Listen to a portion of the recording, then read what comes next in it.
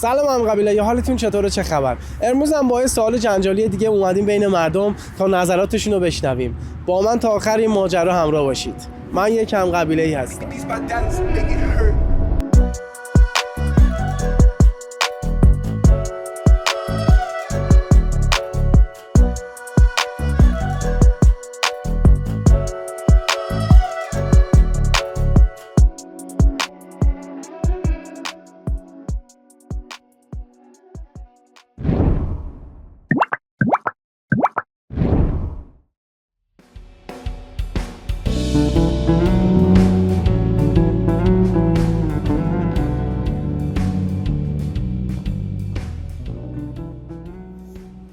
سلام، خسته نباشی.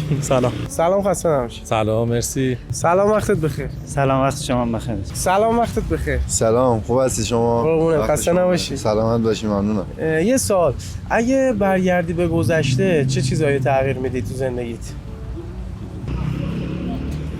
به اکسم بر نمیگردم، هیچ وقت با اکسم دیگه نمیرم تو رابطه. یعنی یه بار به اکست برگشتی؟ آره، جدی میگی؟ برگشتم تازه فهمیدم که بابا این اون نبود، این اون نیست.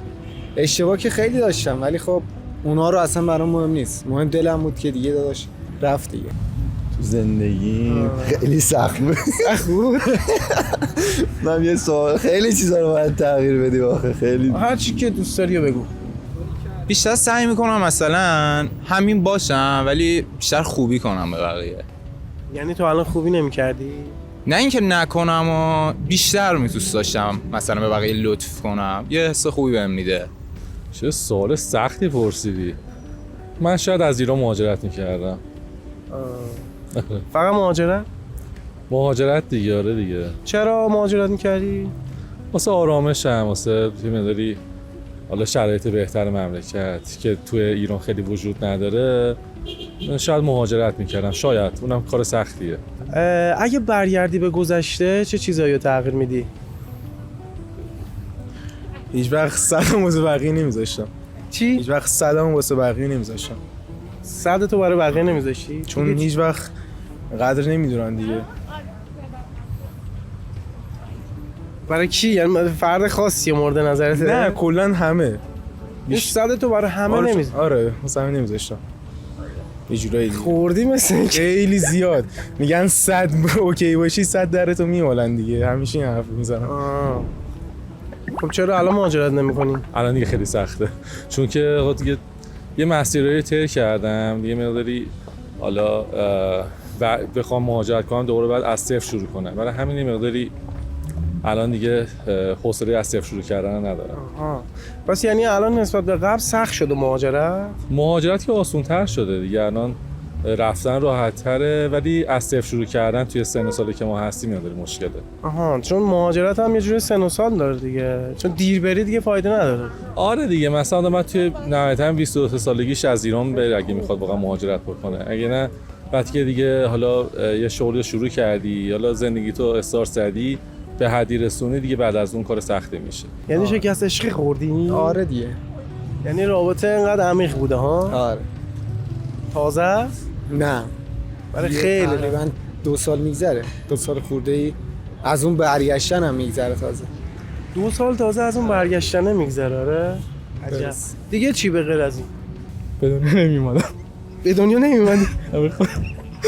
ببین نه مثلا کلا آخه سن زیادی ندارم بخوام کاری انجام بدم، ولی اگه چیز باشه یه سری اشتباهاتی که تو زندگیم کردم انجام نمیدم، تکرارش نمی‌کردم که یه سری عواقب داشته باشه برام. چیزی داری بگی الان؟ گفتنی باشه؟ خاصی نیستش ولی یه سری تصمیم‌ها رو کاش نمی‌گرفتم. مثلا میتونی بگی؟ مثلا که چی بگم آخه والا هنوز به مورد نمیرسه الان به مغزم حقیقتش. به ذهنت نمیرسه بگی؟ چرا خب اون موقع به فکرتون نرسید که برید؟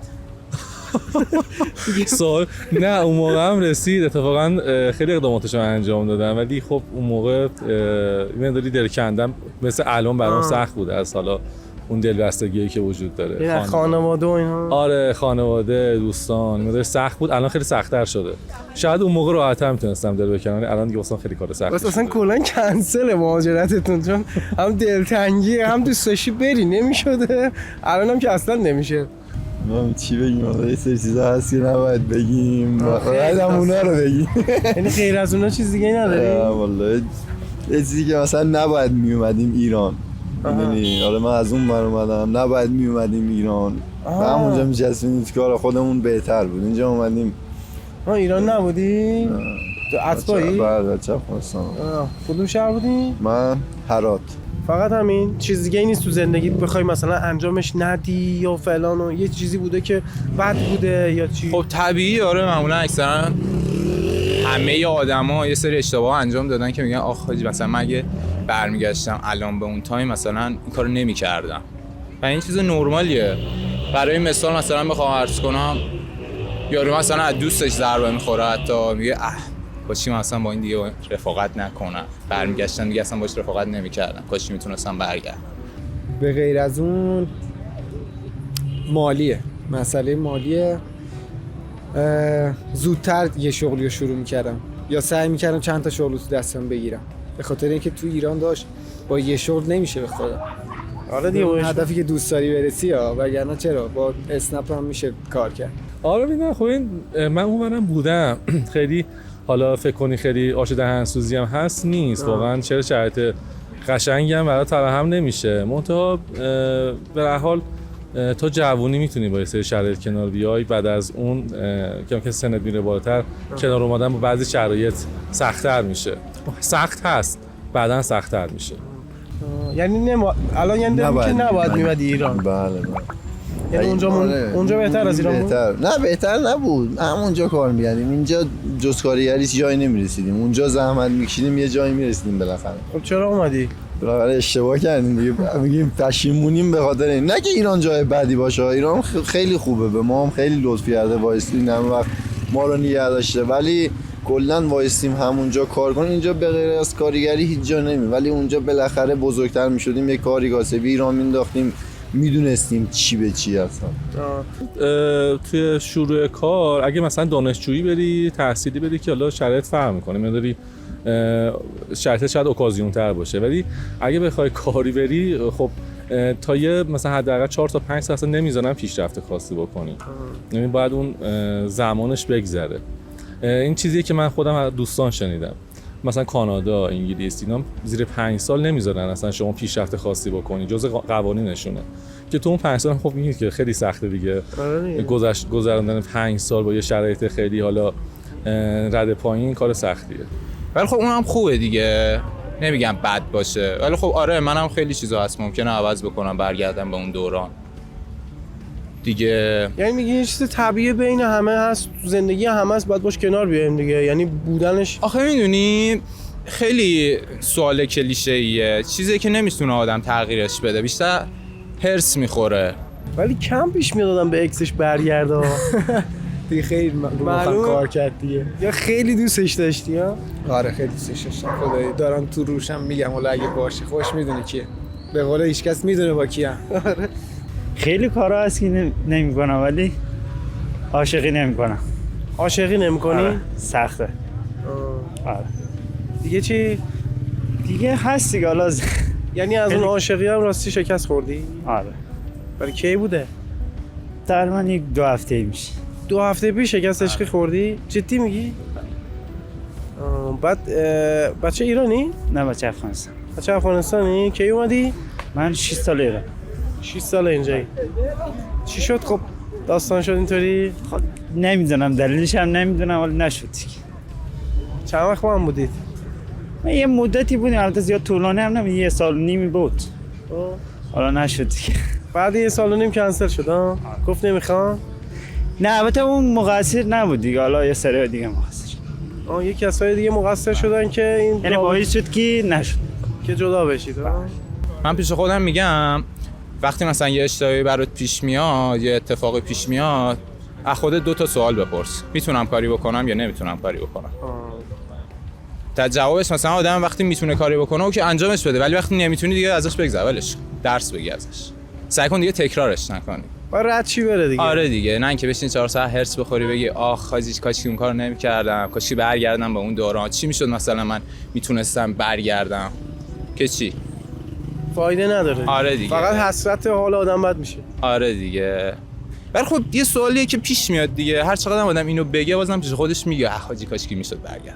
یعنی اینکه اصلا تو زندگی آدم این تکرار میشه، میدونی؟ دقیقاً یعنی فرق الان ممکن 10 سال دیگه من تو یه جا باشیم بگیم ای کاش مثلا این فلان کارو نمی‌کردیم.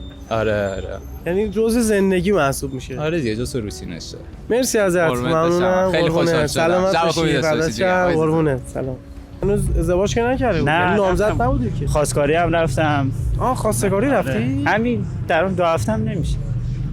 بعد 1 سال و نیم رفتی خواستگاری، حالا یه سری داستانا شد نذاشتن بشه. آره جفتتون اوکی بودی؟ اوکی بودیم دیگه، حالا نشد دیگه، حالا نمیدونم خودم دلیلش نمیدونم. عجب. باشه آقا یه ذره حال من بد شد. آره بالاخره دیگه ام نداره شده. قربونت سلامت بشی، مراقب باش. دست در نکن. اصلا موندیم دیگه، یا بریم آخر یا نریم. هم خوب رفتنش هم بده ها.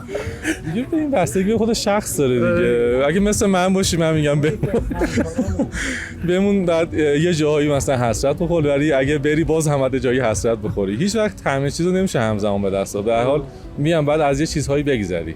ممنونم ازت، سلامت باشی. قربانت، متشکرم ازت. قربونت. مرسی ازت، قربونت. ان شاء الله موفق باشی. دمت گرم. فدات شم. مرسی. آقا یعنی الان دوست نداری برگردی؟ الان هم دیره یه ذره، ولی خب بچه بودیم میتونستیم کار را بندازیم شروع کنیم. یعنی الان برگردی اونور دیگه به درد نمیخوره. دیگه به درد نمیخوره. دیگه اینجا عادت کردیم. بس که اینطور.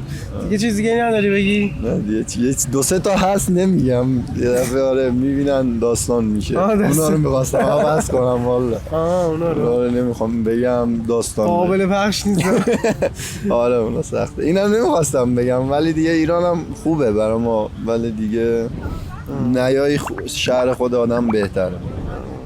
باشه دست در نکنه، خسته نباشی. قربونت، ممنونم. سلامت برم. باقالی لبوی دست در نکنه.